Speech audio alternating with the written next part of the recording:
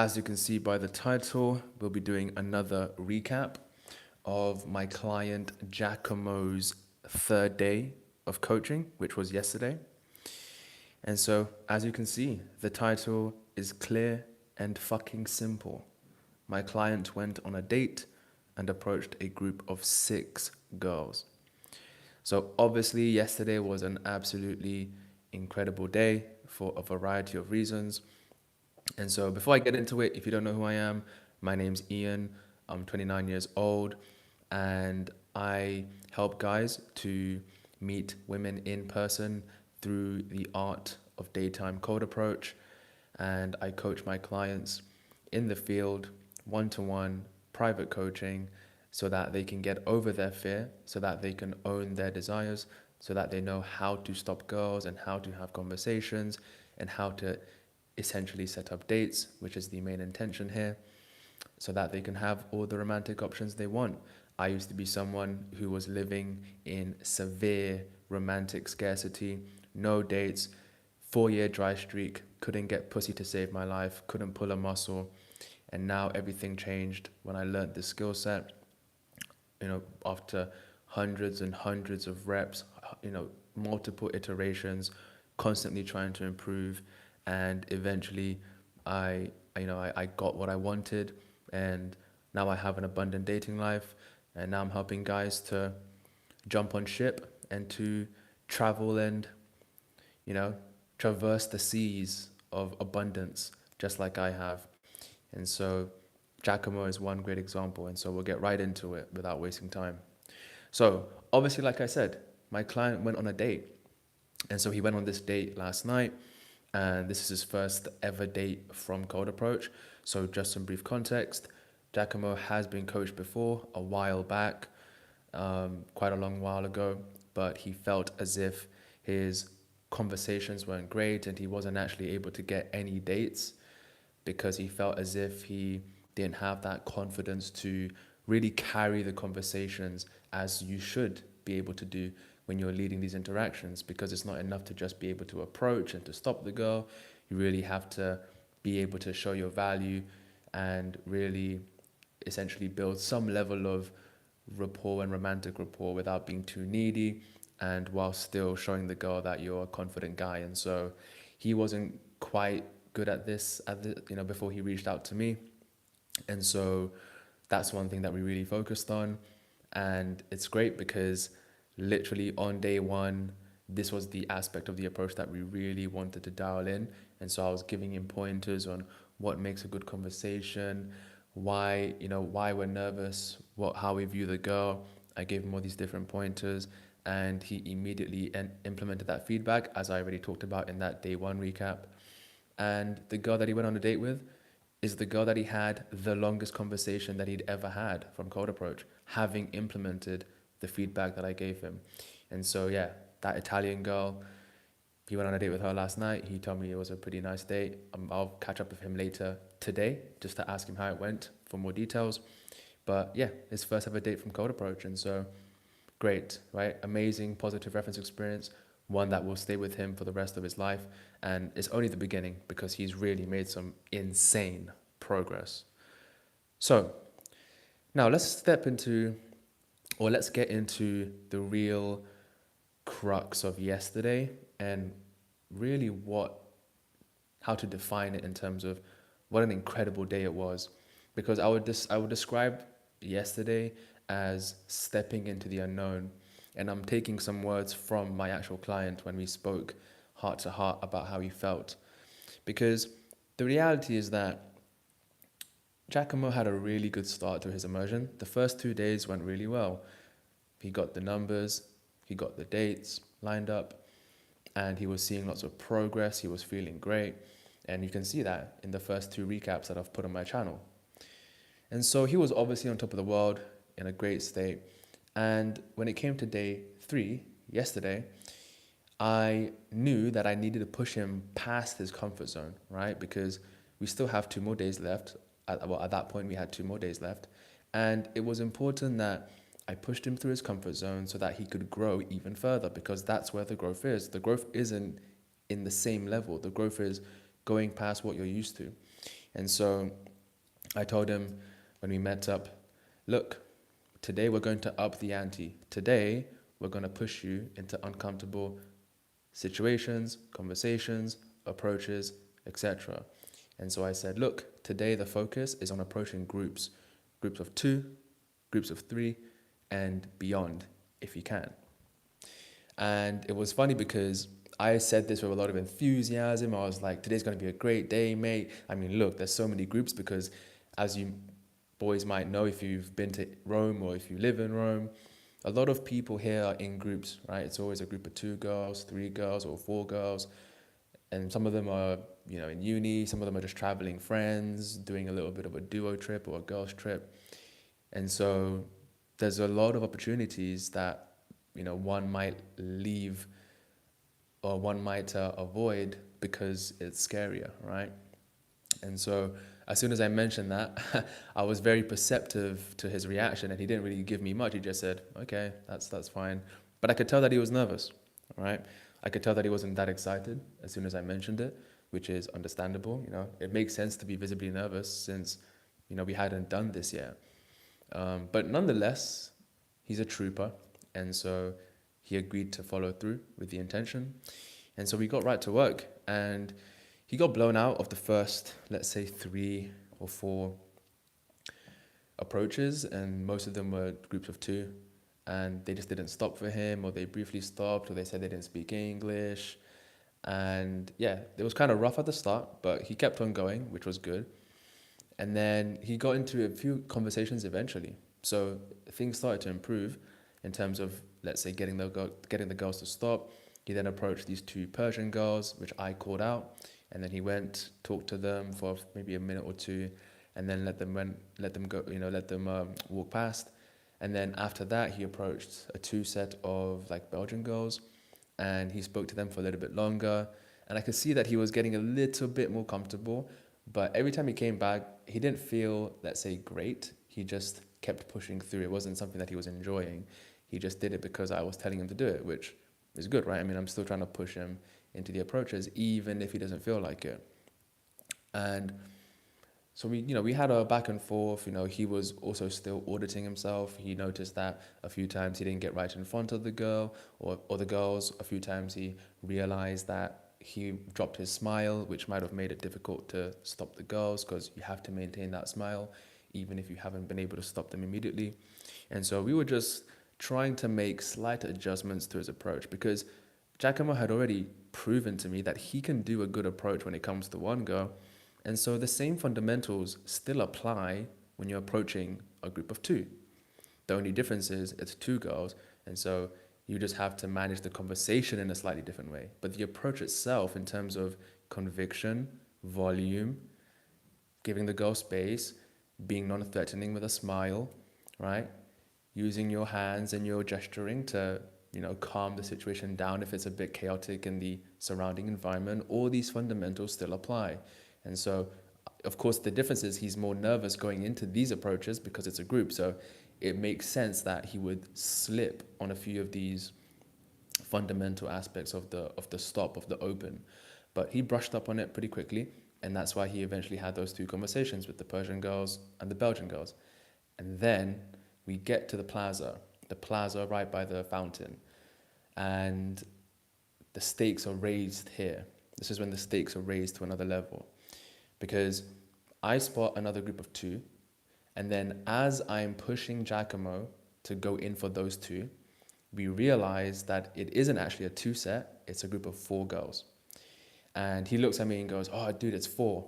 And I said, okay, screw it, just go for it. And he said no at first. He was like, I hate this guy, no, because I can hear him on the mic, right? And he's like walking away, he's like, are you sure? And I'm like, yeah, just go for it, make me proud, right? And so he goes in, and he gets fairly in front of them, not right in front of them, fairly in front of them, and gives them the compliment, and they react well. They say, oh, thank you so much. And then he just says, have a good day, and he comes back to me. And it was funny because, he ejected quick, and I asked him, Giacomo, why did you eject quickly? I mean, they reacted well, right? Normally when you've approached a group of like a 1 set or like a single girl, whenever they give you a good reaction, you stay in the set, you stay in the conversation. So why didn't you stay in this one? They gave you a good reaction. It's not like they blew you out and said, we're busy. And so he said that he just felt out of his depth. He was very honest with me. He just said, yeah, I just don't feel great. I just feel weird. I don't feel like this is my comfort zone. I kind of feel out of depth here because I don't know how to manage the conversation with all these girls.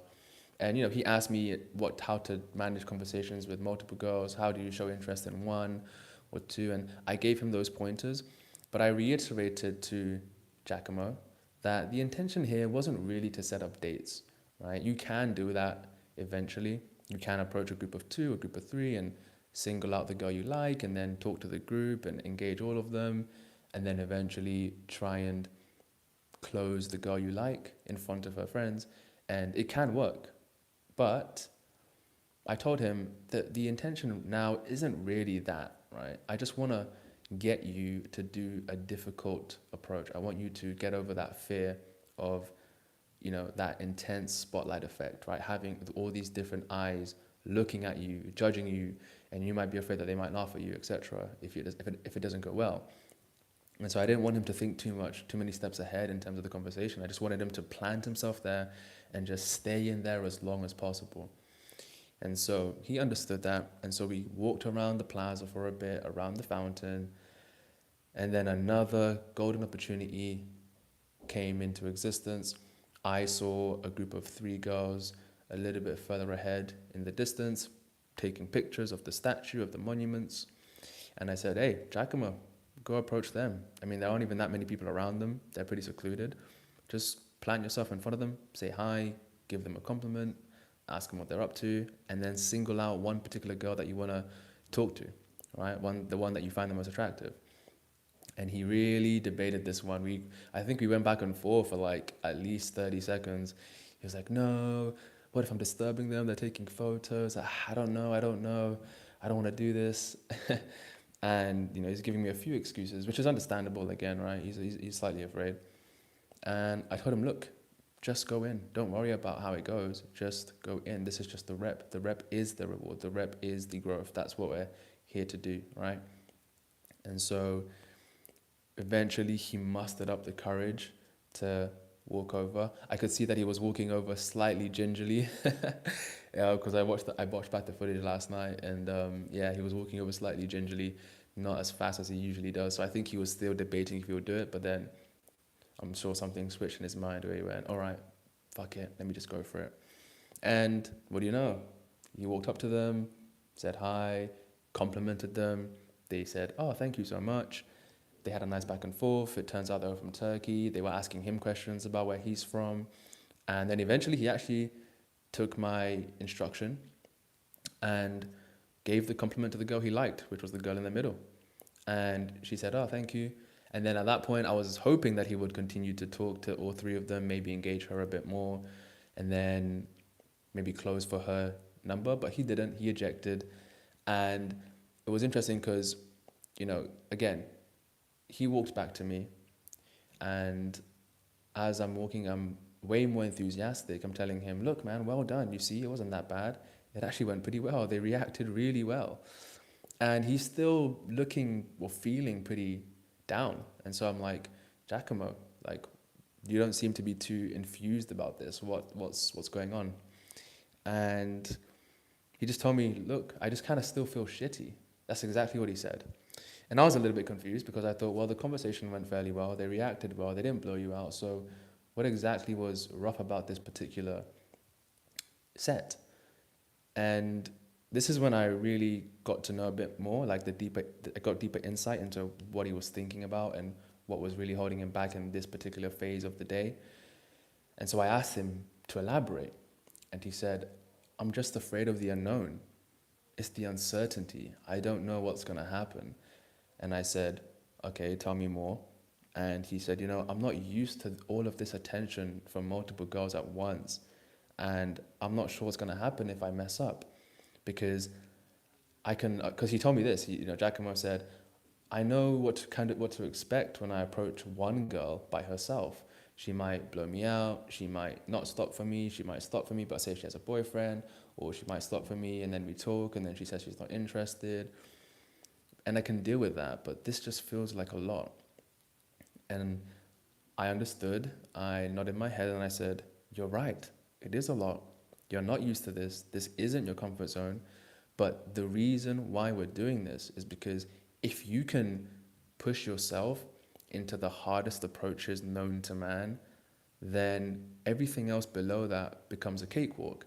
Everything else below that becomes a piss take, and it's easy like drinking water. And we have to slay that huge dragon in order to really enjoy or to fly with the easier approaches, because going for the harder approaches makes the easier ones 10 times easier.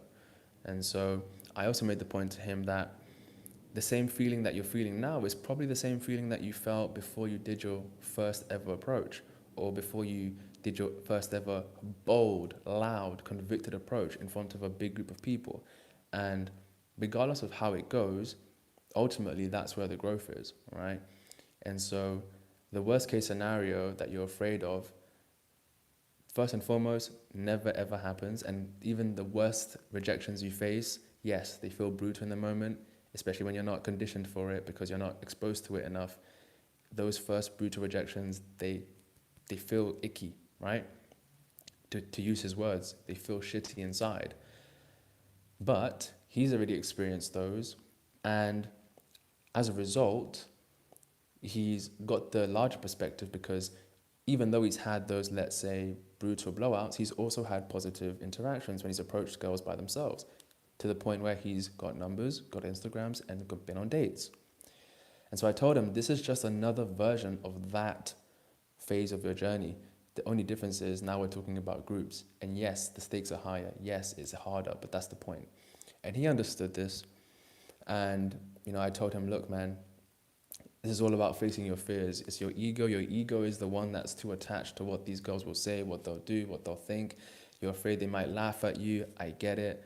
I've been there myself. And I told him about my experience when I was out in Belgrade and I got pushed into approaching a group of 5 girls that I initially thought was 2 girls.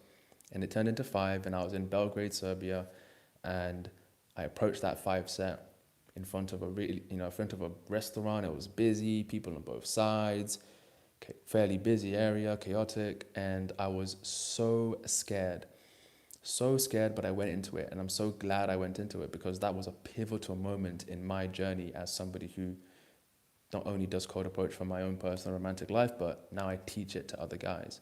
And so that was a huge turning point, because I really crushed my fear, right? You think about fear, or you think about the anxiety as an iceberg, and every time you go in for a really scary approach, you're just bashing that iceberg, right? You're bashing it with an axe. And the harder the approach, the bigger the bash. The harder the approach, the more powerful the bash, or the bigger the axe. And this is what allows you to flourish in the long term.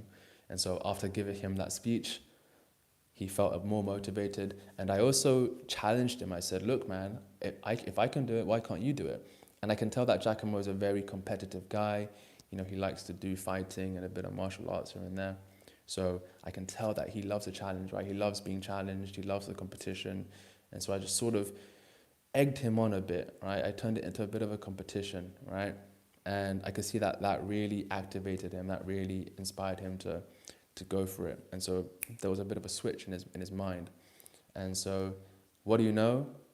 A few paces later, as we're going down that beautiful strip in central Rome, he spots a group of 6 girls. And this is the greatest moment of the immersion, in my opinion, because we just had that conversation. He spots them and he goes, I'm going in.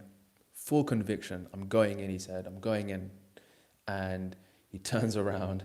I make sure that I get my camera ready to film it. And I make sure I'm close enough to get the audio. And boom, right in front of the girls, plants himself right in front, loud, right, loud and proud. And also in the busiest part of the strip, because this is where the intersection is, right? This is where the main strip meets another strip that's kind of adjacent to it. And so you've got a lot of people walking in all directions. It's a very busy area. And so lots of people around, huge spotlight effect. And he still goes in with conviction, stops them, gives them the compliment. They all say, thank you so much. Turns out they're Italian, they're there for like some sort of program. And he's going back and forth, cracking jokes, making them laugh, talking about all this stuff and, his experience in Italy, telling them that he's from America, etc., etc. And it's great because I'm just watching this unfold thinking, there it is, right? That's the transformative point. That's the turning point. That's the event horizon, right? There's no going back to old Giacomo at that point. Like, now he has stepped into bigger shoes. Now he has transformed to a new plane of confidence, of existence, where now he knows he's about it. He can look himself in the mirror and go, oh, I just did something that, one, I never thought I could do with so much conviction, but two, something that just separates me from most guys walking on the planet. And so that is going to give him a huge boost of confidence. And funnily enough, that's exactly what happened right afterwards. So he wraps up the conversation, he lets them go in his way, they thank him, he's bouncing, he's got that nice, he's walking like he owns the street. At that point, I just kind of gave him praises. I started doing this as I approached him. I was like, mate, well done. That's it. And I told him, look, we can wrap it up there. You've fulfilled the challenge. I know I've really put you through some mentally exhausting approaches. We can call it a day. Let's go and get the pizza that we promised each other.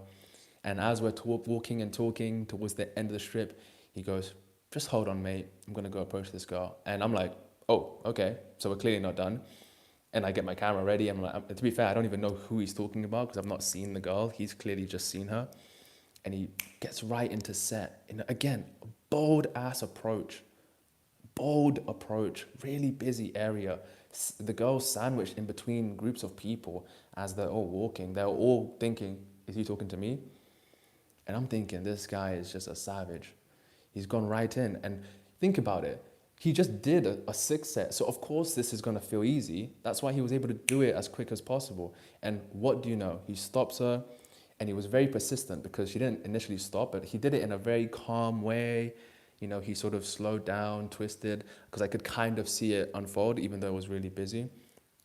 And he eventually gets her to stop and then they're having a conversation. He's leaning on the wall. He's just chatting her up, calm as a cookie. And again, what do you know? This turned into a 14-minute conversation, which was his longest conversation of the entire immersion. His longest, right? Right after the 6 set. So that literally reinforces and proves the point I made earlier, which is when you do the hardest approach, everything else below that becomes easy and your conversations become easier. It's easier to carry it. It's easier to hold the tension. It's easier to, leave those pauses. It's easier to set the date up with a lot of calm energy, with non-neediness. And so that's exactly what he did. He had the 14-minute conversation. He chatted her up, closed for the details, set up a date. And so he's probably going to see her, right? And it's just amazing because I just saw the transformation unfold in front of my eyes within the span of 20 minutes or 30 minutes. And so, yeah, that just made me really proud. He really slayed the dragon. He really became mentally stronger because of it. And, even afterwards, he was thanking me about, really helping him with the conversations and also just helping him push through that fear. And yeah, it was a great way to end the day. We then got pizza nearby, and then we walked around the town for a little bit, linked up with another guy that we met a few days ago. And then, I left Giacomo to go on his first ever date. And then I went home and just chilled. And that was it. And so a great day. Again, really proud of him. He's really flown with this immersion. And we still have one more day left today. It's the final day, day 4. And I can't wait to sort of push him into more. And so, I'm sure he's watching. So, bravo, my friend. But looking forward to the final day. So I'm just going to end this live stream and then do a little bit of prep. And we'll see how day 4 goes. But I'm sure we'll end with a bang. But either way, he's already achieved what I really wanted him to achieve, which was to really, solidify those conversations and be more polarizing. And so, yeah, whatever happens today, he's really left it all on the line, and he hasn't left any stones unturned. So again, bravo. Right, boys, that's it for me.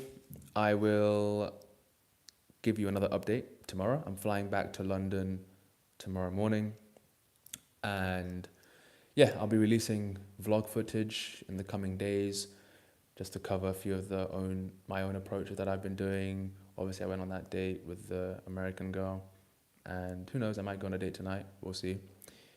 But yeah, it's been a really fun trip. I love Rome. It's a great city. I definitely plan on coming back again, hopefully in the summertime as well. But yeah, if you guys liked what you hear, if you're inspired by Giacomo's progress, his journey, the fact that he's getting the dates now, he's feeling way more confident, and you want to experience that transformation for yourself, which will genuinely change the rest of your life, then feel free to book a call with me. The link is in the description. Book a call with me. We'll see if we're a good fit. I only want guys who have the right mentality, because this isn't for everyone. This is for guys who are really, resolute, guys who want it all, guys who are ready to really put themselves in uncomfortable situations because they understand that there's so much growth and potential behind that full-on, diving headfirst into uncertainty.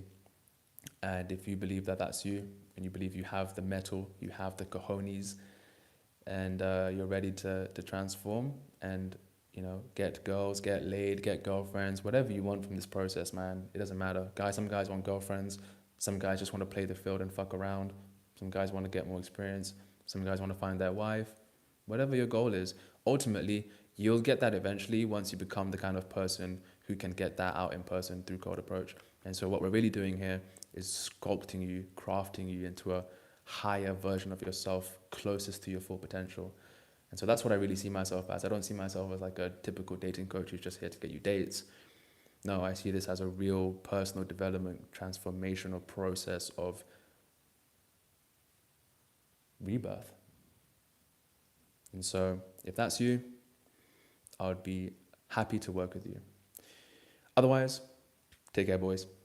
See you in the next one.